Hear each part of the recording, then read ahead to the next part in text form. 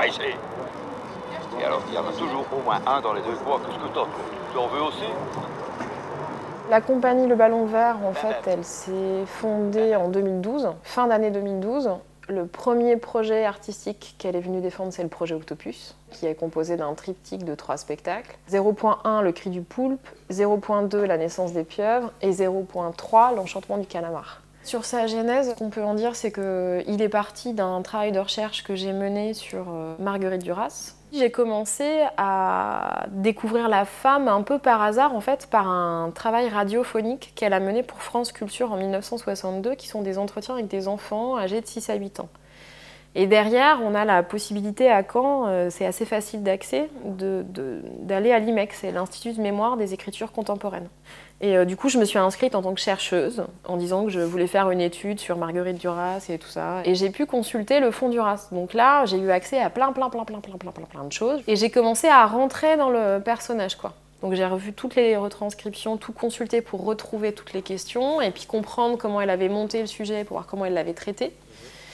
Et donc j'ai fait ce travail de recherche, et après je me suis dit, ok, je vais moi aller poser les questions. Je ne sais pas si j'ai un projet radio, je ne sais pas si j'ai un projet plastique, je ne sais pas si j'ai un spectacle.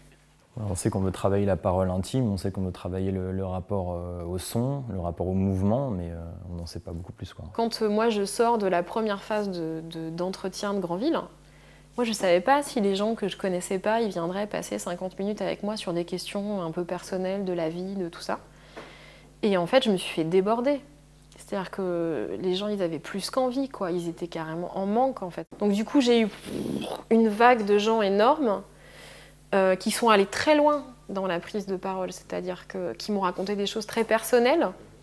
Et donc le triptyque est parti vraiment des gens et de l'intensité des choses qu'on avait. Et après, l'idée de faire un spectacle, elle vient au moment où je me rends compte que c'est par le prisme de l'acteur que cette parole est intéressante. Donc je me dis, tiens, ça c'est du théâtre. Une fois que j'avais ces entretiens, je me suis dit, il faut un auteur. Il faut un auteur pour essayer de transcender ces anecdotes et de voir de l'ensemble de ce récit, de ces récits, de cette matière brute, qu'est-ce que nous, on peut rendre universel, qu'est-ce qu'on peut ouvrir. Dans Le Cri du Poulpe, il y a une femme que j'ai rencontrée qui m'a raconté la mort de sa fille, de son bébé âgé de 3 jours, et du traumatisme que ça a été de cette naissance qui ne va pas bien se passer et qui va arriver au pire des drames qu'on puisse imaginer, c'est-à-dire la perte de son enfant. Et puis là, je fais une recherche et je me rends compte qu'en Europe, il n'y a pas de mots pour dire ce que devient un parent socialement quand il perd son enfant. Tu peux être veuf ou veuve, tu peux être orphelin, mais il n'y a pas de mots pour un parent. Et je me suis dit, au-delà du drame et de la tragédie, il y avait une question du langage qui m'intéressait beaucoup. Quand le langage démissionne à un endroit, ça veut dire que souvent c'est un tabou. C'est quelque chose qu'on ne peut pas concevoir. Et du coup, l'histoire, c'est ça, c'est un homme qui perd son fils âgé de 6 ans, donc on transpose, et qui va impacter par ce traumatisme, lui et les gens qui l'entourent, donc là en l'occurrence ses voisins, comment il va gérer ça ou pas gérer ça, et comment du coup pousser à cette espèce de réalité, de ce réel immuable qui l'oppresse, qui est la mort de son fils, il va partir du principe que le réel n'existe pas. On s'est rendu compte assez vite que comme l'histoire est fictionnelle, comme le propos est transposé, les gens perdaient une trace. C'est-à-dire, et nous aussi.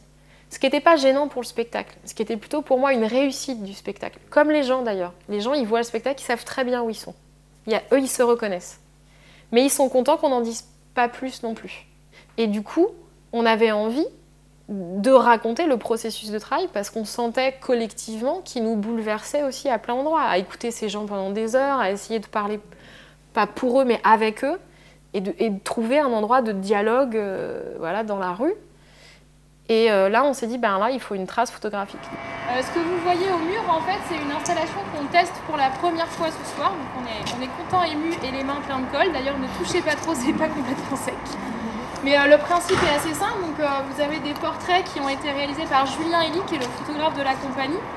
Et qui, donc, sur les Hauts-de-Rouen, on avait choisi d'aller chez eux et de leur proposer de faire une photo chez eux dans leur pièce principale.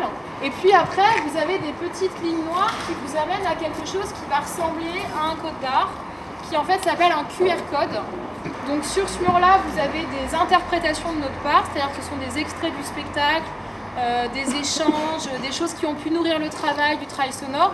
Et sur le mur qui est juste là, où là on a une exposition qui est toute fraîche, puisque les photos ont été faites il n'y a pas très longtemps, en octobre, avec des enfants de Mondeville, où là du coup vous avez même des extraits de leurs entretiens qui sont donc sur chaque QR code. Ce qu'on peut dire sur les QR codes, l'idée c'était de créer une carte d'identité sonore, de lier cette carte postale sonore, ce paysage sonore un peu à l'image, que ça soit la carte d'identité sonore de la personne ou alors quelque chose qui est lié à une photo d'un personnage du spectacle ou des gens des Hauts-de-Rouen. Voilà, de faire quelque chose de ludique, de faire quelque chose d'onirique et d'emmener les gens dans un petit voyage comme ça, très court, de entre 30 secondes et 2-3 minutes, quoi. Il va arriver. Pas Batman, non. Évidemment. Mais le signe, l'indice. On a partagé le temps de travail en 2 pôles. Arnaud, qui est le technicien son, et moi-même qui suis à la création musicale, on a beaucoup travaillé sur le dérochage, le montage des QR codes, des cartes postales sonores. Donc c'est beaucoup de temps d'écoute, de dérochage, de réflexion.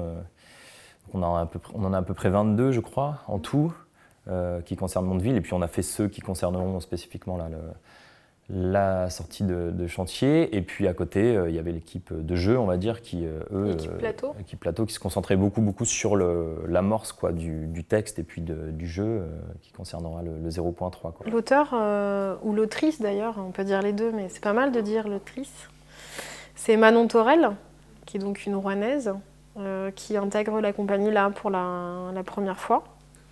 Et qui du coup se retrouve avec l'héritage d'une histoire et en même temps un œil neuf. Le but en fait pour nous là, sur ces 3 semaines, c'était d'ouvrir le plus de portes possible. De tout décloisonner, de ne pas aller à l'évidence, donc de revenir, de redéchirer pour refaire, pour ressortir. Et de tester les QR codes, c'est-à-dire de voir si ce langage sonore, poétique, en regard avec la photo et le travail photographique que fait Julien, à un moment donné, il est au bon endroit ou pas, et d'y mettre de la distance, quoi. Donc c'était vraiment les 3 semaines un peu test, la base de la recherche, quoi.